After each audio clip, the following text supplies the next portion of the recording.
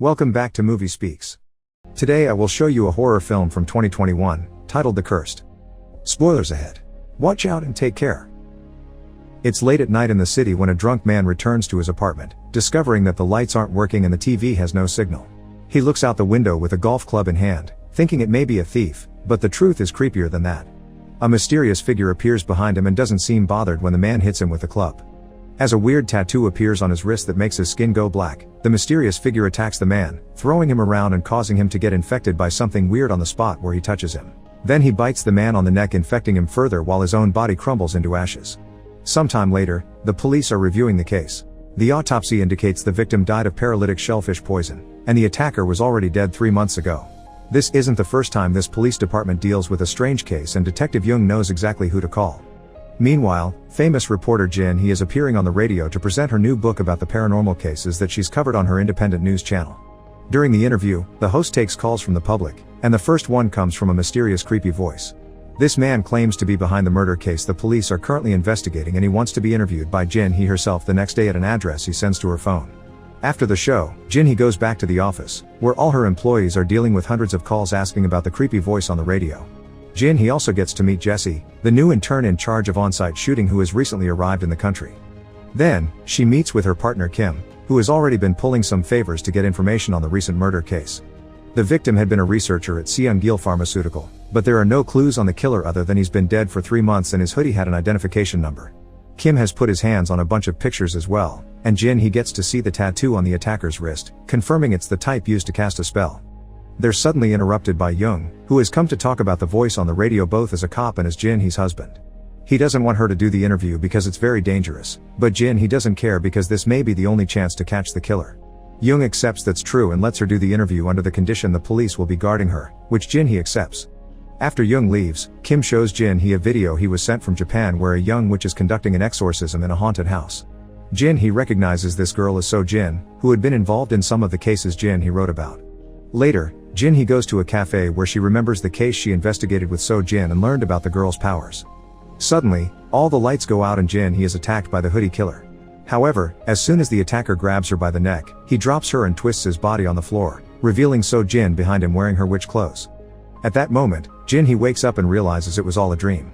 The next day, Jin He and her crew get ready to stream the interview while the police watch through security cameras. The man that arrives is Mr. Park, who gives out his ID number to confirm he's saying a real name. The police check he has no criminal record, but he had been reported as missing. Park explains he's a spellcaster that can manipulate dead bodies, and he was the one that sent that zombie to commit murder 2 days ago. He's asked for this interview because he wants to warn everyone that he'll kill 3 more people soon, and the names he mentions as his future victims are all the higher-ups from Seung-gil Pharmaceutical. If they want to stop Park from killing more people on the dates he proceeds to list, then the company's chairman must come to Jin He's show to offer an apology, which Jin He will have to make sure is sincere. Then, Park takes out a knife to bring Jin He as hostage on his way out. Jesse follows them with the camera to keep the stream going, and the cops rush to surround them. Park and Jin He enter the elevator and Jung manages to jump inside too before the doors close, but all the other agents will have to take the stairs. Jung and Park begin fighting, but Park shows extraordinary force and easily overpowers Jung. In the struggle, Jung's gun falls, so Jin He grabs it and shoots Park in the leg, but it doesn't bother Park at all. When they make it to the ground floor, Park uses the knife again to drag Jin He out with him to protect himself from the cops that are now surrounding them. Suddenly, Jin He notices the weird tattoo appearing on Park's wrist and realizes he isn't actually the killer, the real murderer has been using it to pass on his message. Park is just another zombie that crumbles to dust on the ground. Sometime later, the board members of Seung-gil Pharmaceutical review the interview to decide what to do. 2 of the future victims are there, Director Min Sub and CEO Lee. However, Chairman Byun Sung is at his villa recuperating from his blood sugar problems, so his daughter Mi Young is speaking for him. Min Sub is panicking because he was the first one on the list, but Mi Young refuses to call her father to avoid making his health worse. An argument ensues that is interrupted by Lee, who finally speaks up by saying they need to let the cops do their job and that company will assign plenty of bodyguards to Min Sub to keep him safe. After the meeting is over, Jung and his partner Kang ask Lee and Mi Young some questions. Mi Young explains that Park used to be the leader of the new R&D team, but he suddenly disappeared without doing the project handover. Kang points out that when Park's family reported him missing, they said he never came back from work, but Mi Young can't help them there. Park used to work at an old company building that is now abandoned, so they don't have any records of his last day on the job. Jung asks Lee what Byun Sung should be apologizing about, but Mi Young doesn't let Lee answer that and just asks the police to do their jobs. Meanwhile, Jin Hee and Detective Yu talk to Professor Tak, an expert on the study of the paranormal. He's researched the tattoo and confirms it's the one used to make zombies. He also points out that only one country uses this kind of design: Indonesia. They have witch doctors known as shamans who have many ways to manipulate bodes, the main one being on the ground where the body died.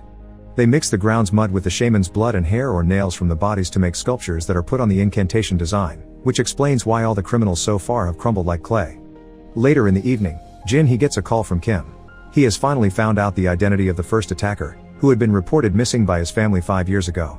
It seems this guy came to the country with a fake passport, so Kim will be interviewing the guy behind that passport tomorrow. The next day at the local prison, Kim visits Huang, the man that provided the fake passport, and Huang accepts to share some information in exchange for cigarettes and a reduced sentence. It turns out Huang also used to work for Seungil Pharmaceutical, and 6 months ago, the company started secretly recruiting people for clinical trials. This job pays well, and all the recruits wore gray hoodies with a number on them. The research had orders to only recruit bums with no relatives, but there weren't enough homeless people that met the requirements, so Huang began using illegal immigrants. All those people who were around 100 died in a few months.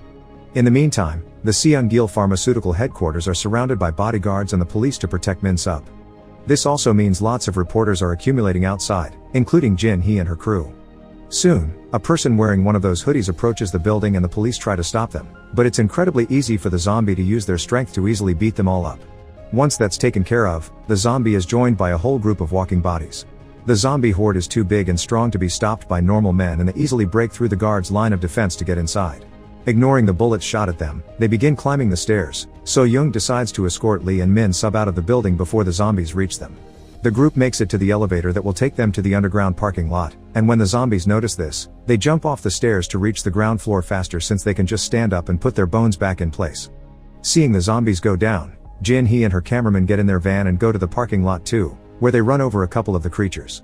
This gives Jung's group the chance to get in a car and escape, yet it isn't enough. The zombies just approach the cabs at the nearby avenue and kick the drivers off to take control and go after Jung, starting a chase through the city.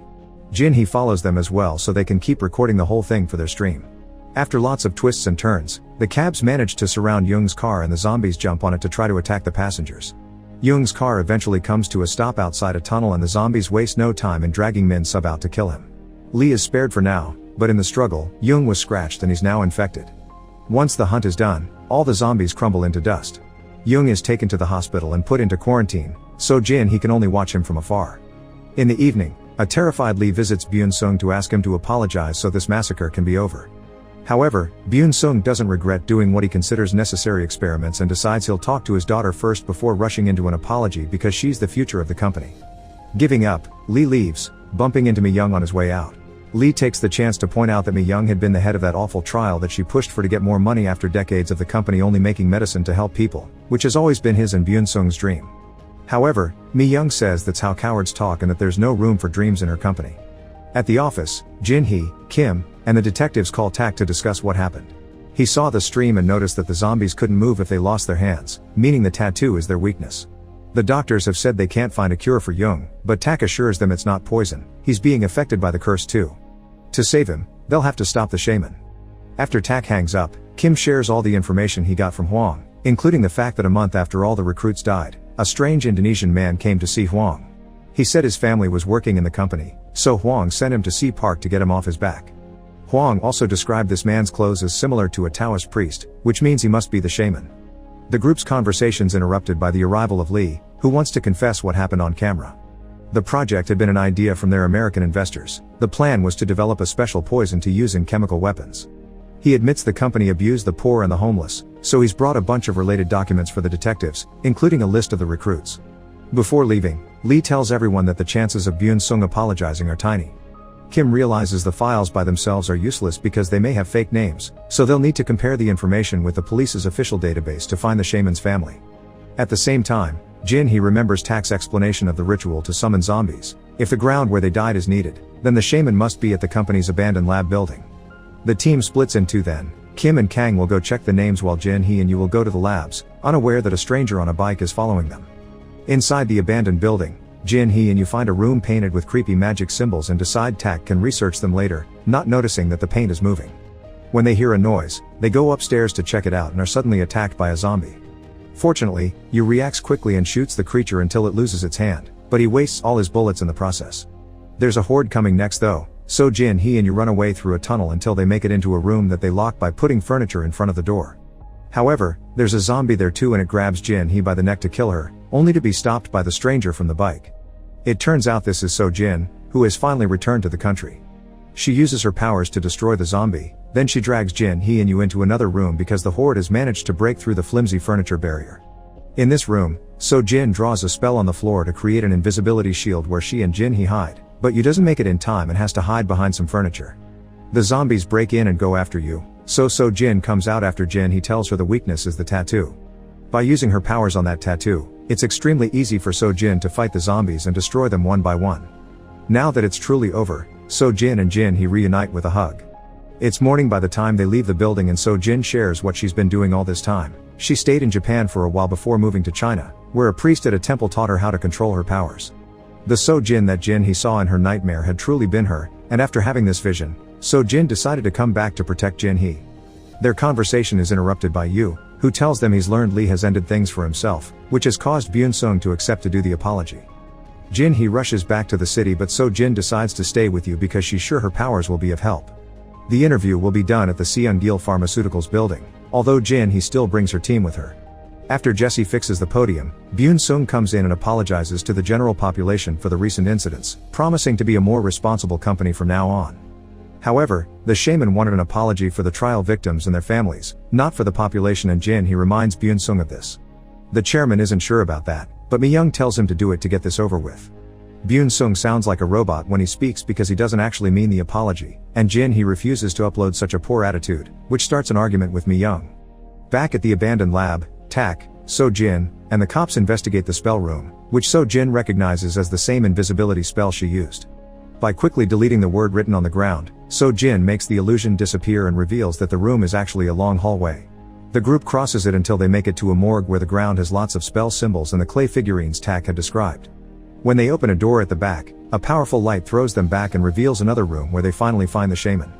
His defenses hold the entire team to the ground except for So Jin, who tries to push through while destroying the zombies the shaman throws at her.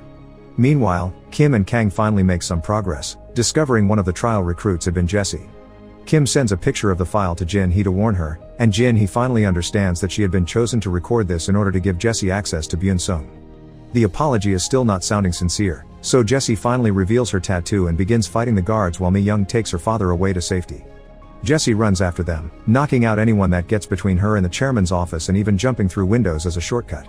After beating a few more guards, Jesse enters the main office and approaches Byun Sung to kill him.